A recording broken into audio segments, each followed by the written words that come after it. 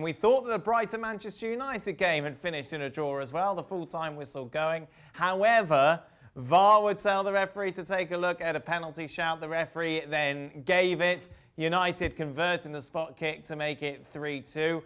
First off that instance, Stevie, by the letter of the law, I suppose everybody did everything right. Yeah, 100%. It was a penalty kick. It was before the referee blew the final whistle. And so Fernandes takes it and scores. But the corner should never have been. Straight after Brighton had made it 2-2, I'd love to know where the referee gets all this other time. You know, he added 5 minutes onto the 90, and then Brighton equalised after 5 minutes of the added time, but yet there's still another minute. You know, it should never have been 3-2, it should have been 2-2, and at least Brighton should have got a point that they absolutely deserved. Well, they deserved 3, but they end up with none. This is a tough pill to swallow for Brighton, Robbo. Yeah, because they played well. They forced Manchester United to play square and backwards. They had a game plan. They didn't press the ball really high. They waited for it to go into midfield. Then they closed it down. They forced Manchester United to go into the fullbacks, and then they closed it down from there. They created chances. Their system caused Manchester United all sorts of problems. Manchester United's fullbacks were too narrow at times, so the wing backs getting forward and getting crosses in. Marsh scores that second goal. And Trossard kept on finding space just in front of Manchester United's centre-halves and had 2 or 3 shots which hit the post or the bar. So I thought it was a very good performance by Brighton. Not a particularly good one from Manchester United, but they got away with it and got the 3 points. Yeah, after the defeat against Crystal Palace last week, Shaq, you thought, right, here we go, they're going to come together and really put in a shift here. But they didn't. They looked really flat again.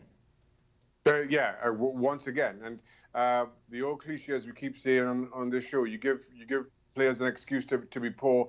Nine times out of 10, they're going to take it. And Ole Gunnar Solskjaer still talking about the fact that they don't have a pre-season and how difficult things have been. But everybody's had to endure exactly the same circumstance and getting to this point in the season. Listen, I know Brighton didn't play European football, but surely you're a big enough club with good enough players to cope.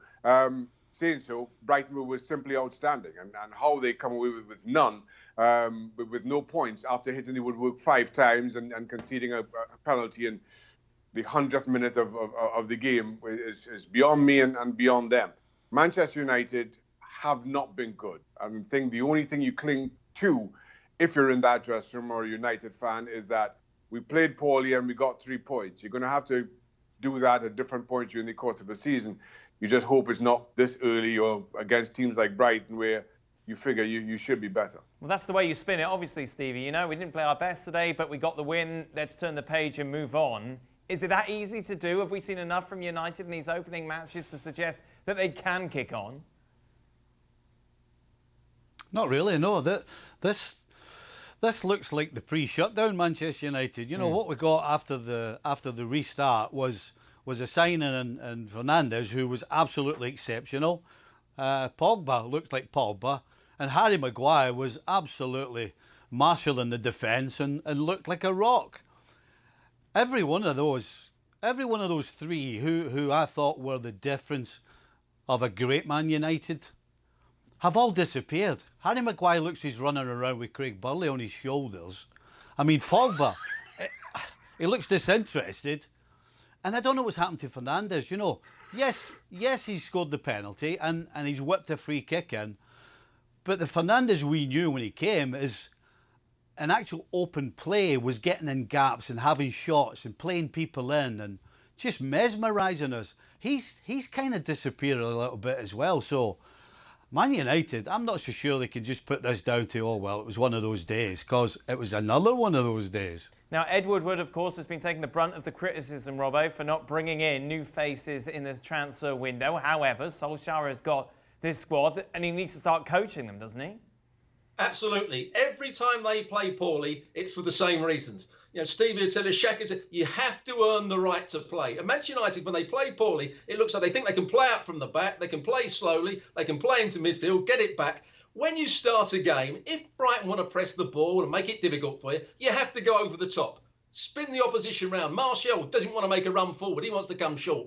Rashford does try and make runs, but they didn't see it. There's too much passing, too much slow play in the early stage of the game, which gives the opposition encouragement. And Solskjaer should be coming out after 5 or 10 minutes, earn the right to play, stick it in behind, let's play higher up the field. Then we can start to be creative. Then we can get Bruno Fernandes on the ball to pick those little passes out. But unless he does that, teams are going to keep pressing Manchester United and make it difficult for them. If it's that obvious, Robbo, why doesn't he do it?